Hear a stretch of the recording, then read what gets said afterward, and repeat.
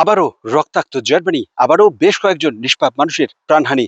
জার্মানির নিদেজাক্সেন অঙ্গরাজ্যের স্টাডে শহর, যেটি বন্দর নগরী হামবুর্গ থেকে মাত্র কয়েক কিলোমিটার দূরে অবস্থিত, এই শহরের একটি মা ও শিশু কেন্দ্রে হঠাৎই ভয়াবহ বন্দুক হামলার ঘটনা ঘটে।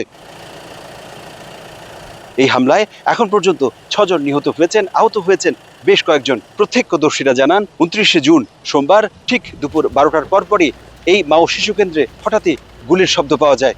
এরপরেই খবর দেয়া হয় স্থানীয় পুলিশে। পুলিশ ছুটে আসার পরে উদ্ধার করা হয় হতাহতদের, গ্রেফতার করা হয় সন্দেহভাজন দুজনকে। গাড়িতে করে পালানোর সময় আটক করা হয় এই দুই সন্দেহভাজনকে। তাদের মধ্যে প্রধান হামলাকারীও থাকতে পারেন বলে ধারণা করছেন স্থানীয় পুলিশ। ঘটনার পরপরই মা ও শিশু কেন্দ্রের আশেপাশে থমথমে অবস্থা বিরাজ করছে। খুব বেশি প্রয়োজন না হলে এলাকাটি এড়িয়ে চলার পরামর্শ দিয়েছেন স্থানীয় পুলিশ। তবে কি কারণে এই হামলার ঘটনা ঘটেছে সেটি পরিষ্কার করে কিছুই বলতে পারছে না স্থানীয় পুলিশ। এই হামলার ঘটনায় হতাহতদের পরিবারের প্রতি গভীর শোক ও সমবেদনা জানিয়েছেন German president Frank Walter Steinmeier, chancellor Friedrich Merz সহ স্থানীয় রাজনৈতিক নেতৃবৃন্দ।